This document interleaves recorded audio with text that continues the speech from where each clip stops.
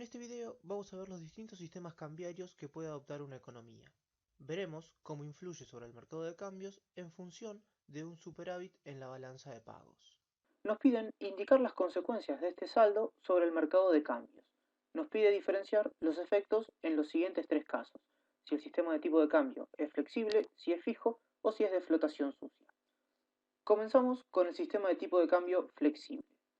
Para ello vamos a partir de recordar nuevamente que el saldo era superavitario porque habían entrado divisas, es decir, verificábamos un aumento en las reservas internacionales. Para comenzar el análisis vamos a plantear un mercado de cambios en equilibrio. Tenemos en el eje de las ordenadas el tipo de cambio peso dólar o el costo de la divisa en nuestro mercado local. En el eje de las abscisas la cantidad de divisas que se van a comprar y vender en este mercado, y las curvas de oferta y demanda de divisas. Recordamos que detrás de la oferta están los exportadores que venden en moneda extranjera, los turistas extranjeros que dejan dólares en el país y los inversores extranjeros que invierten con sus divisas. Del lado de la demanda encontramos los importadores de mercancías que requieren de divisas para poder comprar en el exterior, los turistas e inversores nacionales que quieren realizar viajes y realizar inversiones en el extranjero. Para eso demandan divisas fundamentalmente.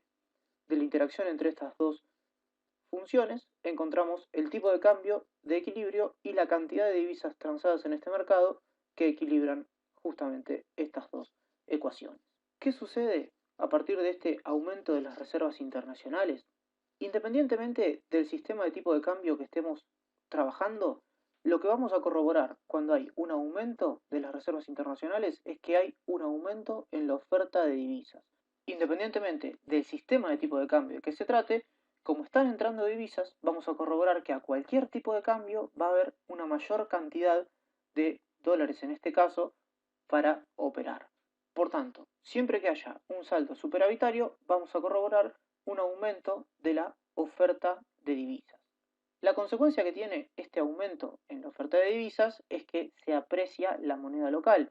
Como ahora tenemos una mayor abundancia de dólares, nuestra moneda local se hace más fuerte porque necesito menos pesos para comprar un dólar. Es por eso que el tipo de cambio disminuye a un menor tipo de cambio de equilibrio. Además, como hay una mayor cantidad de divisas, se transan más dólares en este mercado, es decir, que la cantidad de equilibrio va a ser mayor con respecto a la situación original. Como el tipo de cambio es flexible, no hay ninguna restricción a su valor y en este caso corroboramos una disminución en el tipo de cambio o una apreciación de la moneda por esta entrada de divisas, este superávit en la balanza de pagos. Pasamos al sistema de tipo de cambio fijo.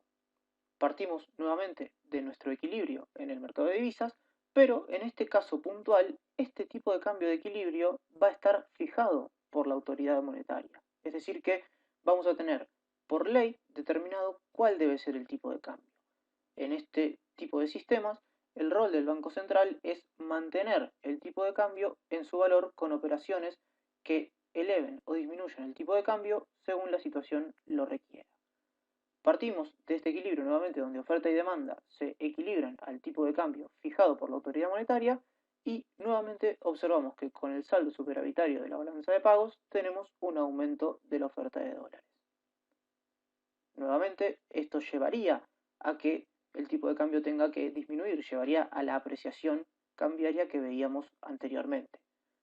Pero en este caso, como el Banco Central tiene que mantener el tipo de cambio, va a intervenir para evitar bajas en justamente el precio de la divisa.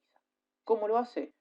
En este caso, donde disminuye el tipo de cambio, va a salir a demandar divisas para mantener su precio, es decir, va a aumentar la oferta de dólares, de forma tal que, como se ve en el gráfico, aumente su demanda para mantener el precio, el tipo de cambio de equilibrio, en los valores originales. Lo va a hacer saliendo a comprar esta mayor cantidad de divisas que ahora se ofrecen, por lo tanto la cantidad de equilibrio va a ser mayor como es la cantidad que está marcado en rojo. Finalmente, pasamos al caso de un sistema de tipo de cambio de flotación sucia. Este es una mezcla de los que vimos anteriormente. Si bien se deja fluctuar el precio de la divisa o el tipo de cambio, esta fluctuación siempre va a estar contenida entre dos límites, uno superior y uno inferior, de modo tal que si el tipo de cambio supera alguno de estos límites, el Banco Central debe intervenir para poder volver a las bandas de flotación sobre las que se tiene que encontrar el tipo de cambio. Nuevamente, partimos de nuestro equilibrio en el mercado cambiario y ante este saldo superavitario de la balanza de pagos, vemos que hay un aumento de la oferta que lleva, en este caso, al tipo de cambio por debajo del límite inferior, que es el que está marcado en azul. Si hubiera sido un aumento de la oferta un poco menor, de forma tal que no quedara el tipo de cambio de equilibrio por debajo de la línea de flotación, no pasa nada. En este caso, como el tipo de cambio pasa por debajo del límite inferior, el Banco Central nuevamente debe intervenir porque se está apreciando la moneda local más de lo permitido.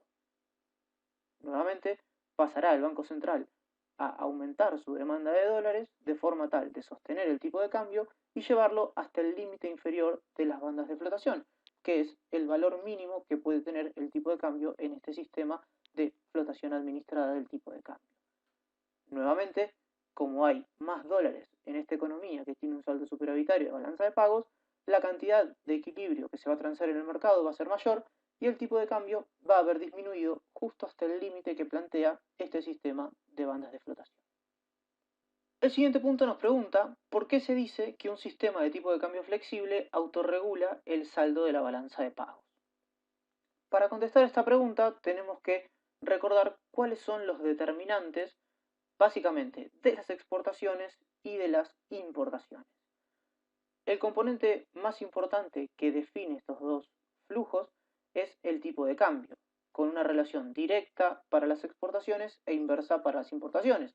Cuanto más caros son los productos que nuestro país exporta, mayor incentivo habrá para que se exporten, y cuanto mayor sea el precio de los bienes que importamos, menor va a ser nuestro incentivo a comprarlos. Como el precio de estos bienes se mide en dólares, el tipo de cambio hace que aumenten o disminuyan los precios de estos bienes solamente por las diferencias cambiarias, sin que se necesite que cambien los precios en las monedas domésticas de las importaciones o las exportaciones. Aclarado este punto, vamos a ver qué pasa si partimos de un superávit de la balanza de pagos. Como veíamos en el caso anterior, este superávit implica un ingreso neto de divisas a la economía.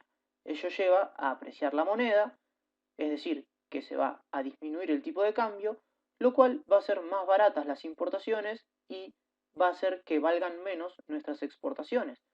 Por ende, un superávit de la balanza de pagos estimula las importaciones y contrae las exportaciones. Por eso va a revertirse el resultado que veíamos antes y van a dejar de entrar divisas. Por un lado porque se exporta menos y por otro lado porque se importa más y se van a empezar a ir en mayor cuantía los dólares para importación que los dólares que entran desde la exportación. Así, esto se va a repetir hasta que el saldo de la balanza comercial quede equilibrado. Vemos qué pasa en el caso contrario, donde hay un déficit de balanza de pagos. Este déficit lleva a una salida de divisas que deprecia la moneda, es decir, que eleva el tipo de cambio, y ahora, como nuestras exportaciones van a valer más y nuestras importaciones van a ser más caras, ello estimula las exportaciones y contrae las importaciones. Con esta diferencia se empieza a generar un saldo cada vez menos deficitario hasta que dejen de salir divisas y eso va a permitir equilibrar el balance de pago. Por eso es que podemos ver que las exportaciones y las importaciones actúan de alguna manera como la oferta y demanda de bienes que se cotizan en divisas. De esta manera, el tipo de cambio contribuye a ajustar estos mercados porque define parte de su precio.